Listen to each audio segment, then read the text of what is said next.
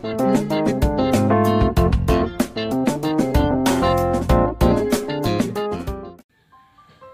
magandang araw ulit sa ating mga viewers at subscribers na sumusubaybay sa Recontech channel.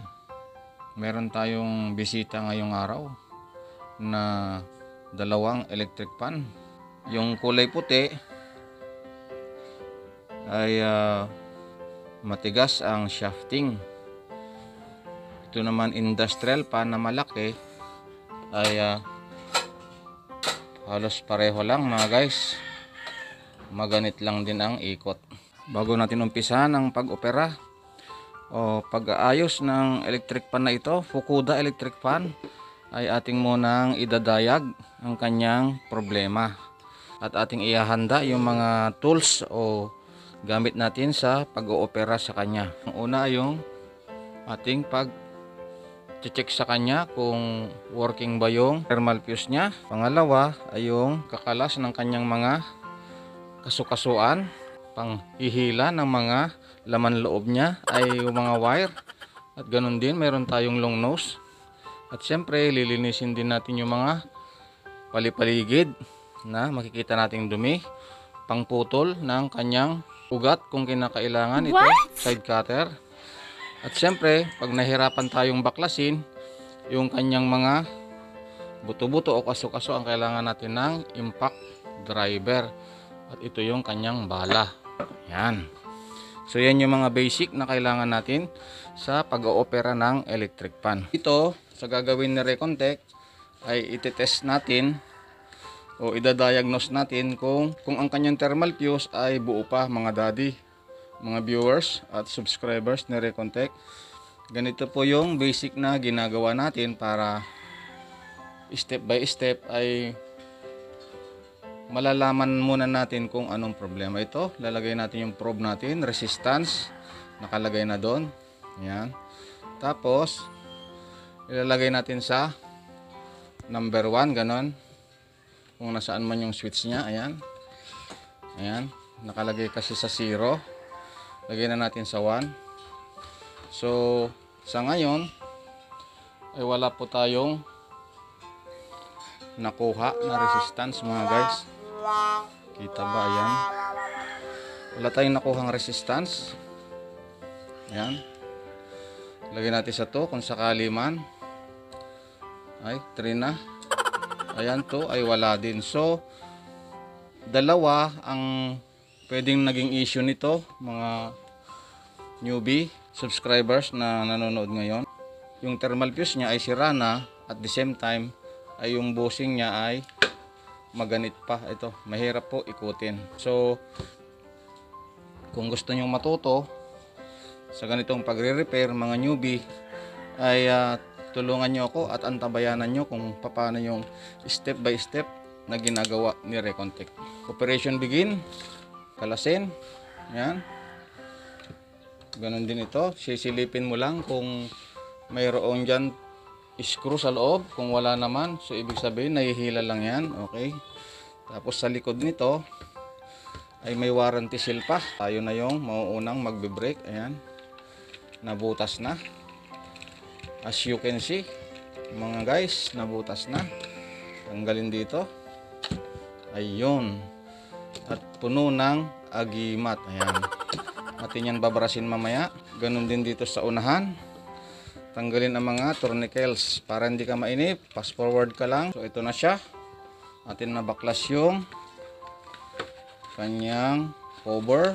Off camera muna tayo mga guys at ating babrasin. Connection dun sa swing. Para maging malaya tayong kumilos, lagi na lang swing ang inuuna ni Recontech. Yan. Tapos, pwede naman tanggalin yung pinaka leeg. Ito. Para lalong malaya tayong gumalaw. Ayan. Tatandaan lang natin kung ano yung mga nalalaglag, ilagay lang natin dyan. Okay, next natanggal na natin yung pinaka swing arm. Sunod mga newbie, ayan, pwede naman natanggalin tong C-clip dito. Ayan. Ito lang pinatatanggal ni Recontech. Ayan, tanggal na. Tapos syempre yung gearbox. Tanggal na ang gearbox. Natin lang ibubuka. Ingat lang sa paghahatak. Ayan, tanggal na. Next, itong 4 na tornilyo. Ayan, ito na yung pinakahuling tornilyo mga guys. So, tanggal ko na. Okay, bago natin paghiwalayin yan, casing na yan, inuulit ko lang. Another review ulit. Ang issues niya upon diagnosis ay ang thermal fuse break na, tapos masikip ang kanyang bushing. So dalawang item yung ating gagawin dito mga viewers at subscribers. Ayan, inilapit ko ng gusto yung focus para maintindihan natin lahat na nanonood ngayon. Ngayon, bago natin yan paghiwalayin, huwag natin agad hahaltakin na ganon mga guys at mga newbie. Kailangan natin sikwatin sa gilid-gilid hanggang sa mapaghiwalay natin. Okay na? Yan. Ready na siya. Yan. Hahawakan nyo lang itong motor at saka yung kabahagi na katawan, kalahati. Ito lang po yung unahin nyo munang tanggalin. Kung ayaw, katulad nito, ayaw niya, ibig sabihin nagdikit na po yan dalawang yan. Try natin sa harapan.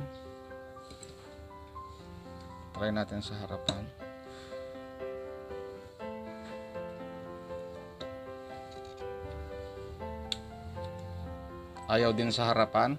Ibig sabihin may mga kalawang na yan. Ngayon, sinauli ko muna mga guys. At dahil dito ay sa part na to ay masikip. What? Sumikip lang yan dahil mayroong kalawang. Si Recontech ay tatanggalin niya muna. Wait lang kayo. Ayan, another attempt. Naliha ko na po yung part. Ayan, kusa na po siyang lumabas. Ayun! Kita nyo guys. Ayan, dyan na yan. Tapos, sunod naman natin yung likod. Kung ayaw din, ay huwag din pong pipilitin. Kasi baka yung rotor mo, ayan, mamaya papakita natin sa inyo. Ayan. Okay, ito WD-40. Ayan, katulungan sa pagpapaluwag ng mga kasukasuan na katulad nito. Ayaw nang humiwalay. Lagyan po natin yan. Yun.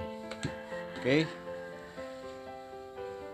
Kung aksidente man na ma-spray mo yung coil ng electric fan, ay hindi naman po nakakalusaw ng coating ng coil. Kasi itong WD-40, mga newbie at mga guys, ay water based po yan. Magantay lang tayo ng mga 3 to 5 minutes habang hinahantay natin na mag-disengage yung dalawang ito. Ay permission naman sa inyo mga guys na i-shoutout naman natin yung mga patuloy na nagsusubscribe sa Recontech channel para sila man din ay mapasalamatan natin sa mga ganitong paraan man lamang, katulad ng mga sumusunod. Kay Manong Elmer Agkawili ng Region 2 Isabela, anyat madamag sir. Kay Sir Maiko Uy, stay safe sir. Kay Sir Mario Pinor, how are you sir? Kay Sir Wilson Silipen, how are you sir? Kay Miss Chink Hilo, kamusta ka mo diha mangga? Kay Sir Yetski 63, stay safe sir. Kay Sir Melencio Valdez, how are you sir? At ganun din kay Miss Lisa de los Santos, maraming salamat sa inyo sa inyong pag-subscribe sa Recontech channel. God bless you all po. Pagkatapos ng 5 minuto mga viewers ko, salamat sa pag-aantay nyo. Atin ang subukan na baklasin yung pinakahulihan na porsyon kung maluwag na siya. Hawakan mo lang dito sa may shafting para kung sakaling yung coil mo ay masikip sa banda rito ay hindi natin masugatan. Mamaya papakita ko sa inyo kung ano yung precaution dyan. Atin mo nang hihilahin ito. Ayan, kusa naman na siyang lumalabas. Yun. Ayan po ang dahilan kung bakit. Kita nyo yan, nangitim. Yan.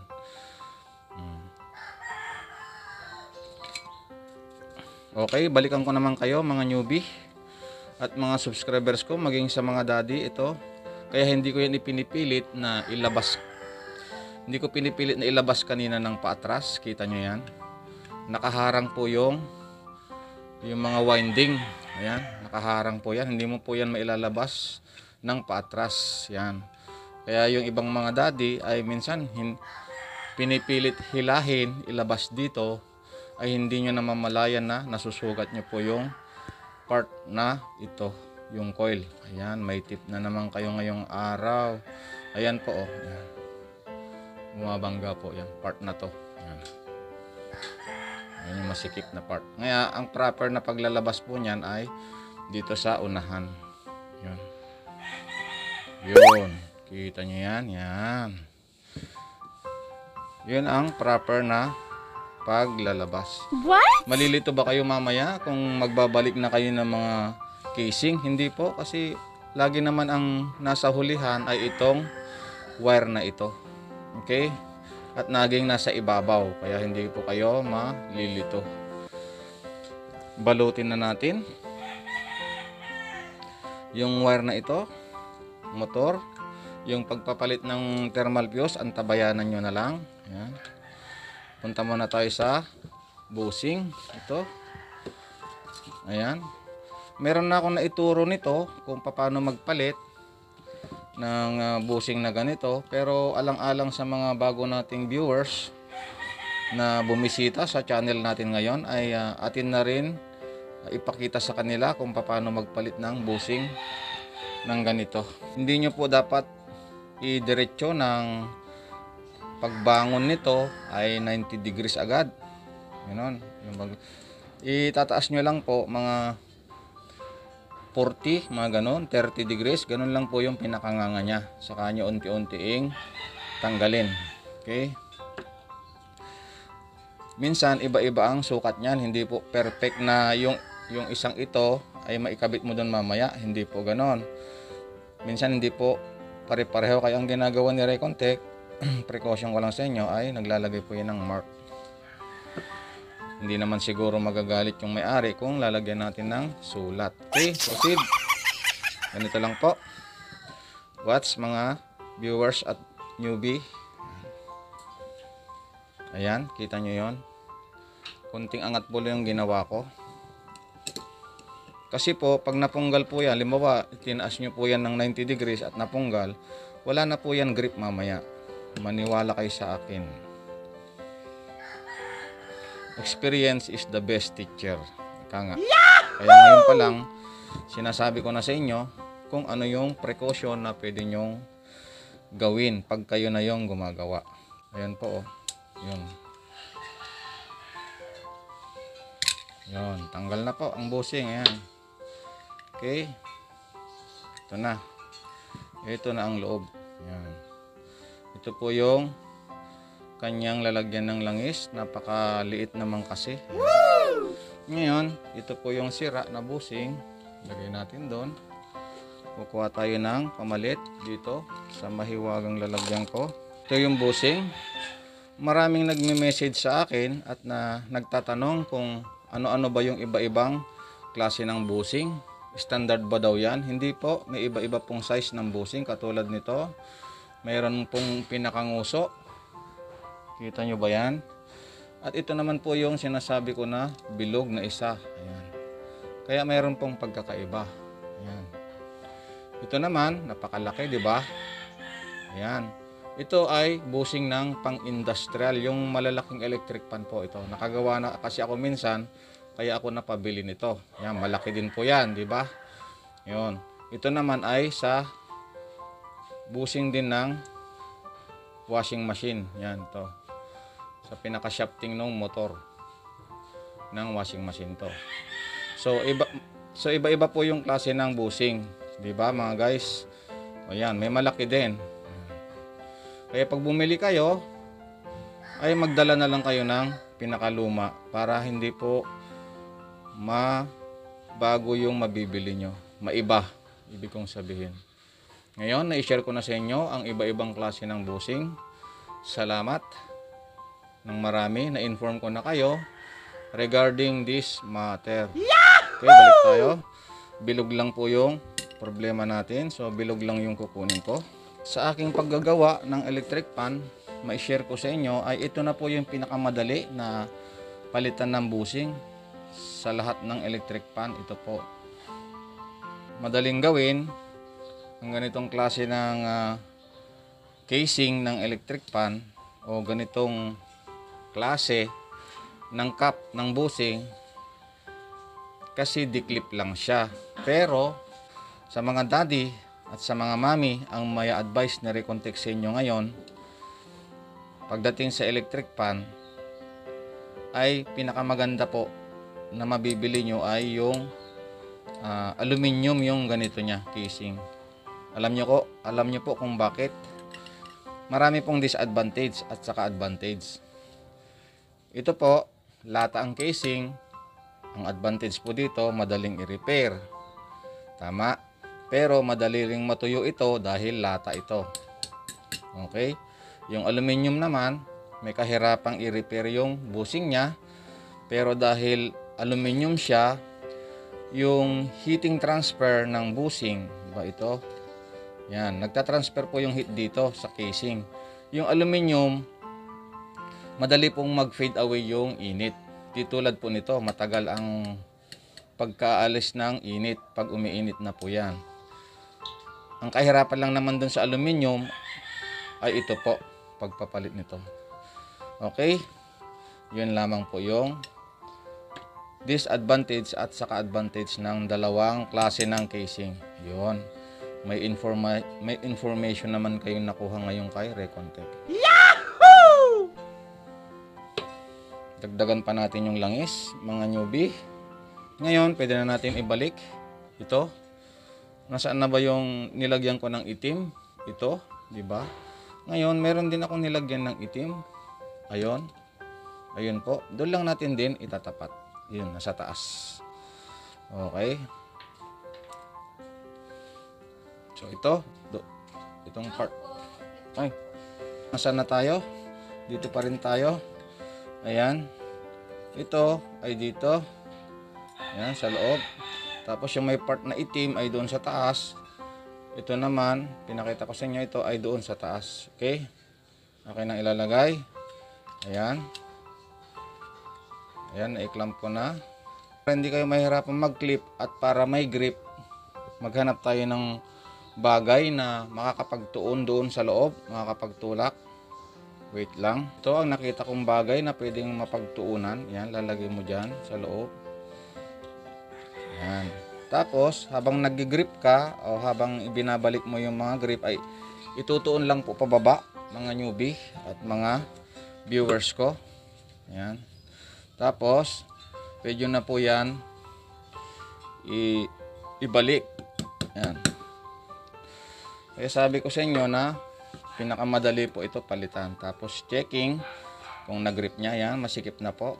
Kailangan hindi po kasi gumagalaw itong bushing. Yung iba kasi nagtatanong, bakit hirap na hirap umikot, Mr. Recontech? Nagpalit na ako ng bushing. Ayun pala, hindi niya namamalayan na ito ay kasama sa pag-ikot. Yan. Dapat may laban po ito. Ito po yung purpose ng nilalagay natin cap para mag-grip po yung bushing. Okay, next naman tayo dito. Same procedure lang po ang gagawin natin dito.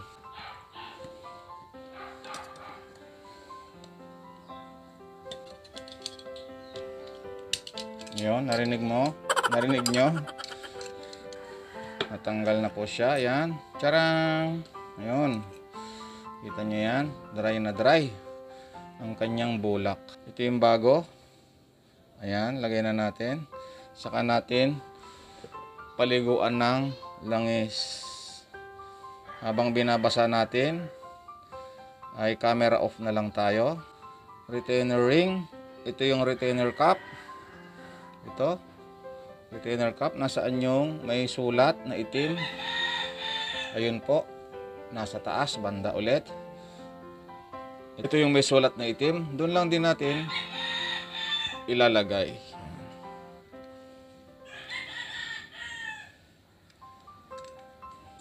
Yon.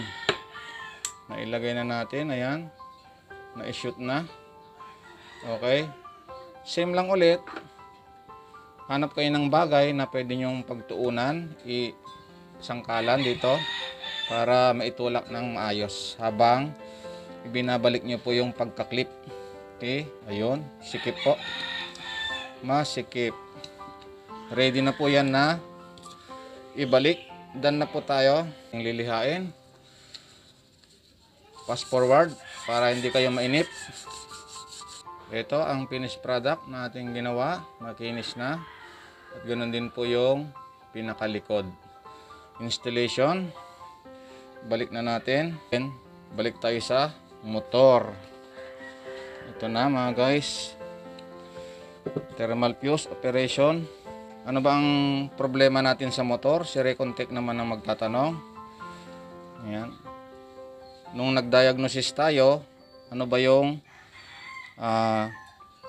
naging issue? Bakit wala tayong nami-measure na resistance kanina? Iniisip mo pa lang, alam na ni Recontech yan. Thermal fuse ooperahin natin mga guys. Watch and learn. Operation begin.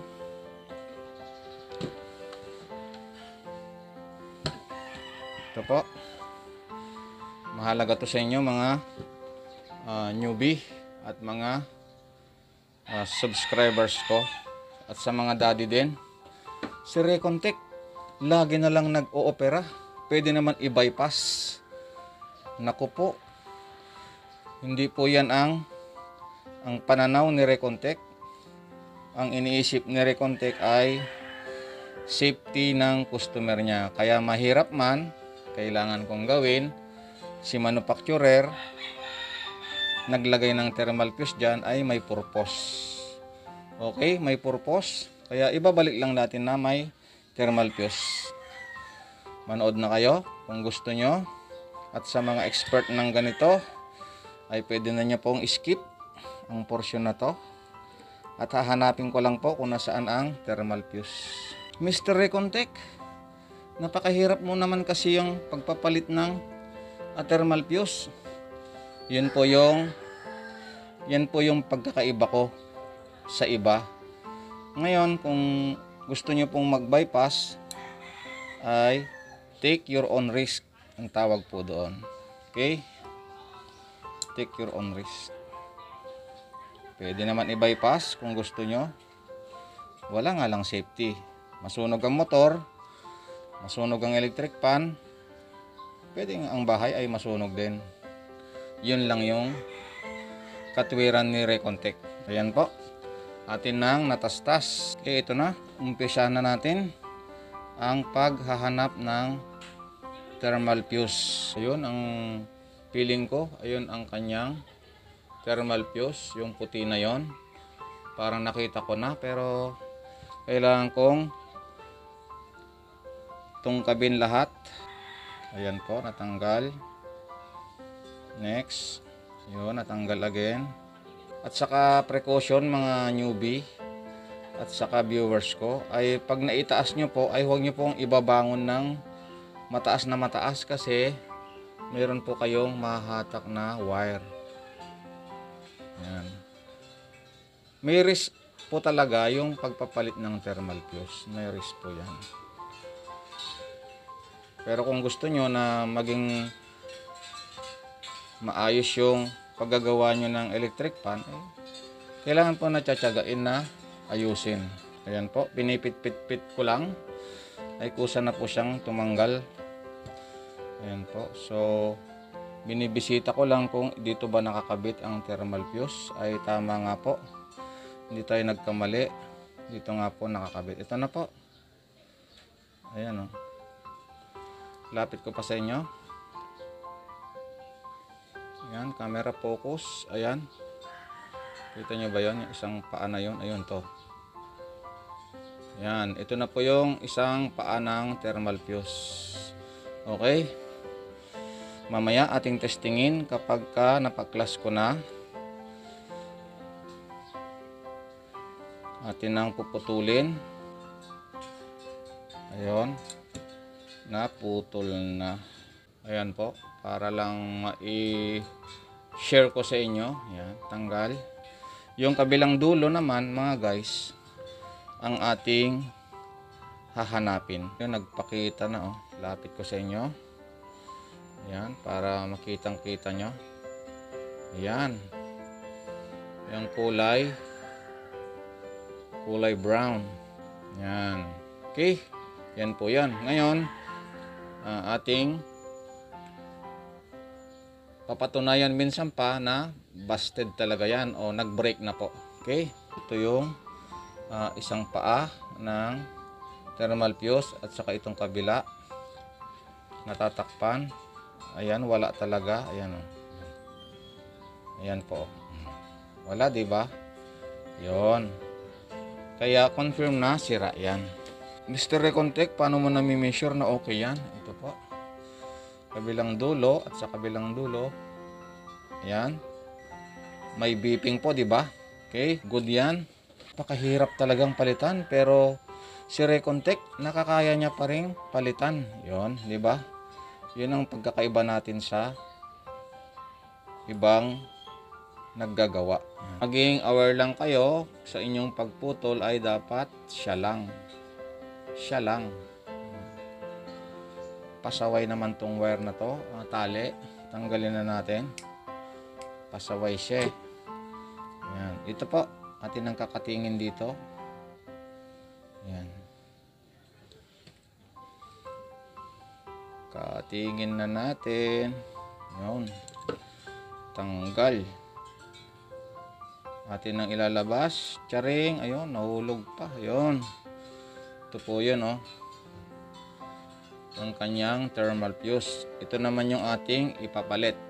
Kaya ang gagawin natin dito, ayan, meron tayong pangbalot na shrinkable tube. Dito tayo kukuha sa mga payat. Dito natin ilalagay. Yan. Pwede natin hatiin lang yung isa para yan. Lagay natin dito. Yun. At ganoon din sa kabila. Yun. Meron na tayong insulator. Hahapitin lang muna natin ng soldering. Yan. Ating pong isi-shrink muna. Kung saan lang din natin hinugot, doon lang natin ibabalik. Kasi yun na po yung nakadesign sa kanya. Okay. Yan, doon lang din po.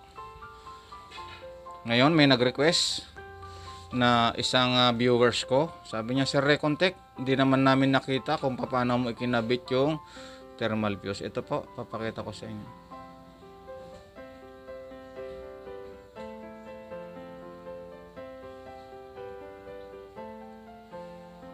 Ayan.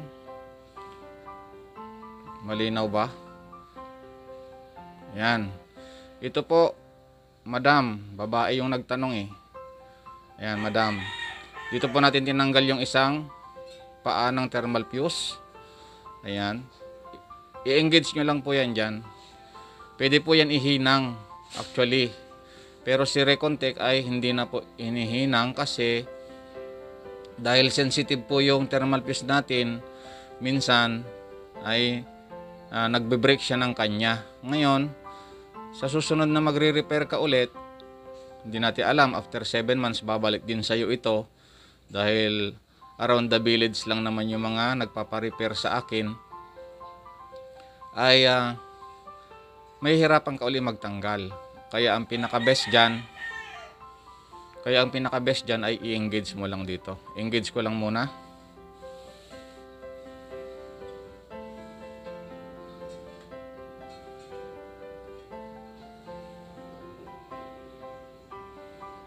Lapit ko uli para maging malinaw dun sa viewers at naging subscribers ko na po siya, na ipapakita natin kung paano ibinabalik yung thermal fuse. Muli kong ipinapakita sa inyo kung ano yung engage na ginagawa ni Recontech sa thermal fuse. Ayan. Kakatingin lang po natin yung excess. Kung mapapansin nyo, may excess po siya. Ayan po, tatanggal na. Saka natin ibabalik lang din yung kanyang balot. Atin nang bago natin palitan yan, atin nang testingin. Ito ang DMM. Lagay natin sa 1. Ayan. 0.82 kilo ohms o 822 ohms. Ayan. Tapos number 2. Kanina, nung una, kung naalala nyo pa, nung umpisa natin ito ay wala po tayong ma-measure. Ngayon, meron na po. Sa speed number 2 ay meron siyang 722 ohms. Tapos yung kabila, number 3 ay mayroon pong 649 ohms. So, kita nyo na ang ebidensya ng ating ginawa. Lahat ng speed ay may resistance na kasi napalitan na natin yung thermal fuse. Okay, docs, mga beshi. Ngayon yung sinasabi kong papalitan ng insulator ay palitan na natin ng mas malaki ngayon. Ito po yung ipapalit natin para mabalot ng ayos. Yan. Okay na po. Saka ganun din po yung isa. Oops. May tanong yung aking viewers na nanonood ngayon. Napansin niya yun. Sabi niya, Sir Recontech, bakit yung thermal fuse mo ay basta mo na lang diretso na inilagay doon? Wala nang balot. Sabi niya. Ang galing niya, no? Napansin niya yon. Kasi ito kanina ay wala ring balot, di ba? Tapos, kung ating titignan yung dalawa. Okay, ngayon punta tayo doon sa thermal fuse. Sa thermal fuse na wala daw balot o nirekta ko lang daw na inilagay doon, sabi ng viewers ko. Ang ganda ng tanong niya, di ba? Kasi po, kaya hindi ko na rin nilang pinalitan o nilagyan ng balot kasi po yung characteristic ng thermal fuse na ito ay mataas po yung thermal detection niya. Yung specs, kumbaga, may specs po yan. Ako na lang ang babasa sa inyo kasi hindi nyo rin makikita kahit anong lapit. Ayan. Nakalagay po dito sa original niya ay 145 degrees Celsius ang kanyang heat detection, 2 ampere at saka 250 volts. Yung ipinalit ko po, base sa kanyang specs naman, yung kulay itim ay 130 degrees naman po yon. Okay, yun po yung pagkakaiba nila. 2 ampere din, tapos 250 volts din yung ipinalit ko. Nasagot ko na yung katanungan mo, ma'am, at naipakita ko na rin yung pagkakabit ng thermal fuse. Ito po, yung string cable tube. Then, itatali ko lang po yan dito. Tanggalin lang natin yung mga excess. Then, balik na natin yung motor. Mga newbie, sana ay nasundan nyo yung ating ginawang pagre-repair. Ayan na, nailagay na natin ng maayos. Naikot na ba? Ayan, malaman natin yan mamaya. Ating i-align. Tornilyohan ko muna. Ayan, ang huling tornilyo na ilagay ko na, mga bes. Medyo sikip pa siya kasi hindi pa yan na-align. Lagyan lang natin ng konting impact dito, saka dito. Then, saka natin ikutin. Ayan, napaka-freely na po siya. Gearbox. Ayan, mga bes. At mga newbie, naikabit ko na ang gearbox. Ating testingin uli. Ayun, malubay naman. Anong sunod natin ilalagay dyan? Ay yung kanyang pinakaleeg. Ano ang meron sa leeg? Spacer. Tapos ito. Ayan. Nakuha nyo pa ba? Saan natin iigpitan yan? Iniisip mo pa lang. Alam na ni Recontech yan. Dito. Ayan. Igpit na. Tapos yung kanyang swing arm. Okay. Lagyan na natin. Swing arm. Ayan. Okay na po. Try natin ulit. Malubay naman. It's time to test, mga best. At mga newbie na nanonood. Ayan. Malinaw ba sa inyo yan? Mga beshi. Mga subscribers ko. Sa huling pagkakataon, maraming salamat sa inyong pagsubaybay sa ating pagre-repair sa Fukuda electric fan. Atin munang testingin. Tapos isasummarize ni Recontext sa inyo yung mga steps na ginawa natin. Saksak na natin. Ay, umikot agad. Sorry naman, nagmamadali. Tapos natin may assemble yung mga gearbox, pati yung casing. At napalitan na natin yung bushing. Ito, atin nang tetestingin mga guys at mga newbie na nanonood ngayon. Lagay natin sa 1. Ayun. Ayun po. Number 1. Number 2 at saka number 3. Ngayon, dahil success yung ginawa natin mga subscribers, mga viewers na nanonood ngayon, ay ating isa-summarize yung ating ginawa from the beginning. Tinignan natin yung kanyang problema. Ang na-detect natin na problema ay wala, sira ang thermal fuse, at the same time ay maganit po yung shafting. So ang step na ginawa natin, unang-una, nagpalit muna tayo ng bushing. Ito yon, dalawa.